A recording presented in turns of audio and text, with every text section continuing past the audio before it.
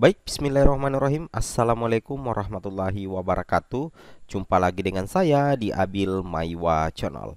Jadi teman-teman, channel ini adalah merupakan channel pendidikan tempat kita berbagi tentang aplikasi pendidikan, Microsoft Office, serta tips dan triks komputer.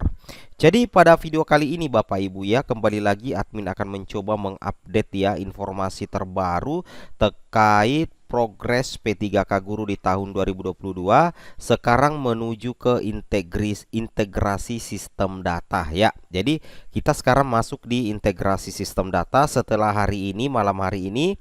Untuk ABK itu sudah full hijau Bapak Ibu ya.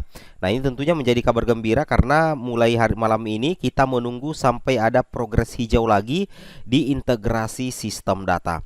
Nah, seberapa penting sih sebenarnya integrasi sistem data untuk pelamar P1, P2, P3 dan P4? Saya rasa untuk integrasi sistem data memungkinkan ya, tidak membutuhkan waktu yang lama karena untuk pelamar P1 tentunya menggunakan hasil seleksi administrasi di tahun 2021. Adapun nantinya yang akan diintegrasikan itu Bapak Ibu ya ada 3.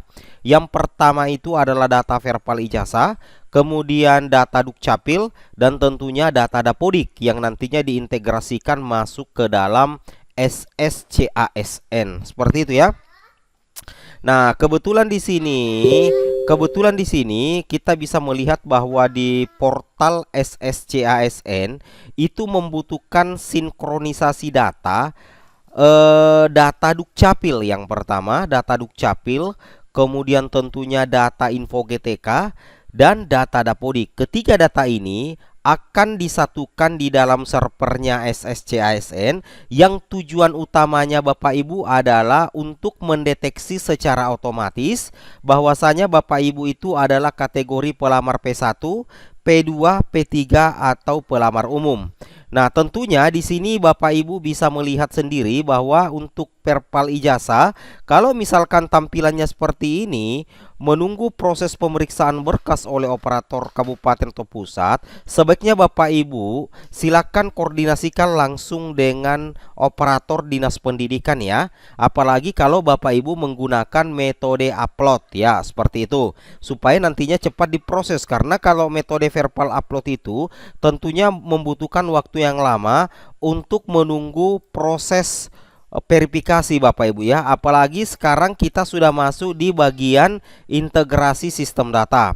Nah, sedangkan bagi yang verbalnya tahun lalu aman, misalkan tahun lalu verbalnya seperti ini, dan data yang mulai dari poin 1, poin 2, poin 3, 4, 5, 6, 7 itu sudah benar, maka tidak perlu lagi untuk melakukan verbal Bapak Ibu ya. Tidak perlu melakukan verbal ijazah, apalagi metode verbalnya ini API. Yang membedakan ketika dikatakan metode verbal API dan upload, kalau metode verbal API berarti data pendidikan Bapak Ibu, ijazah Bapak Ibu itu sudah terdeteksi di PDDikti. Sedangkan kalau misalkan metodenya itu adalah upload, maka data ijazah pendidikan Bapak Ibu itu belum terbaca di PDDikti, yang mengharuskan Bapak Ibu untuk mengupload scan ijazah asli. Seperti itu ya. Itu yang harus diketahui. Adapun itu Bapak Ibu perlu untuk memperbaiki perpal ijazah, karena kalau tidak bisa jadi SSCASN tidak akan bisa mengenali kategori Bapak Ibu. Apakah Bapak Ibu itu adalah P1, P2, P3 atau pelamar umum. Nah, seperti itu ya. Apalagi ini termasuk info mendesak Bapak Ibu ya. Kenapa admin katakan info mendesak? Karena untuk progres pendaftaran pada SSCASN itu sudah melewati ABK. Sekarang menuju integrasi sistem data, yang mana data-data Bapak Ibu itulah nantinya yang diintegrasikan ke sistem data SSCASN. Kalau ini sudah hijau, maka sistem integrasi data itu sudah selesai. Nah, mumpung ini belum ada tanda-tanda hijau, Bapak Ibu bisa memperbaiki data individu Bapak Ibu, termasuk perpal PTK atau NIK, dan data perpal ijazah yang masih dalam proses menunggu pemeriksaan.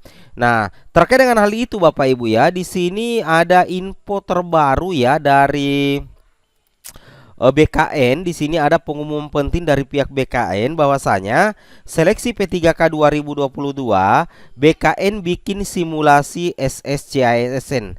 Apakah Kemendikbudristek ditunggu? Jadi untuk seleksi P3K 2022 BKN itu membuat simulasi Bapak Ibu ya, membuat simulasi SSCISN API Kemendikbudristek.